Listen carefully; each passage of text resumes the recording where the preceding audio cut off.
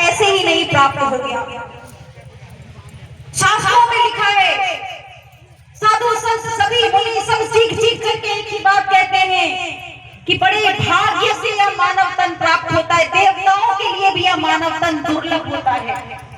तो यदि आपको यह मानव तन मिला है तो इसके पीछे कहीं ना कहीं उस प्रकृति सत्ता का, उस आध्यात्मिक चेतना का कोई ना कोई इशारा है, उसे समझने की आवश्यकता है। और हम तो कहते हैं मानव जीवन प्राप्त करना फिर भी एक साधारण बात है, मगर उस काल में मानव जीवन प्राप्त करना जिस काल में स्वयं सच्चिदानंद भगवान धरती पर आए हो परिवर्तन करने के लिए, क्या साधारण बात नहीं हो सकती।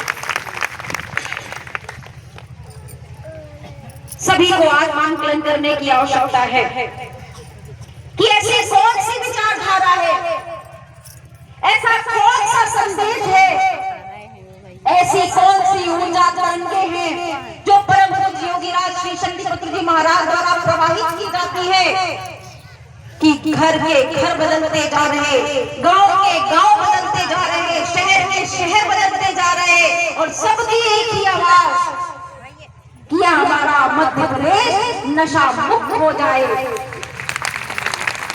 हमारा यह भारत देश नशा मुक्त होकर के पुनः सोने की चिड़िया कहलाए।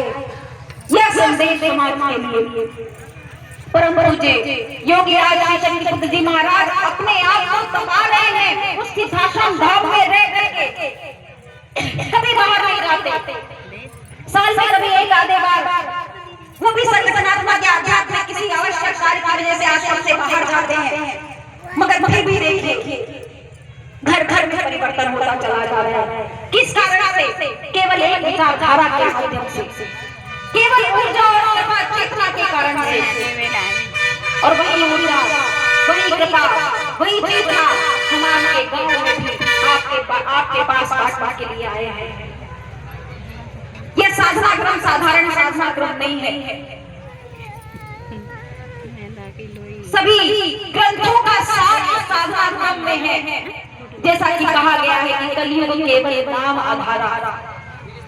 हर युग में कभी यज्ञ करने पड़े, शक्तियां प्राप्त करने के लिए, बाधाओं को दूर करने के लिए हवन करने पड़े, तपस्याएं करनी पड़ी, वर्षों वर्षों युगों युगों की तपस्या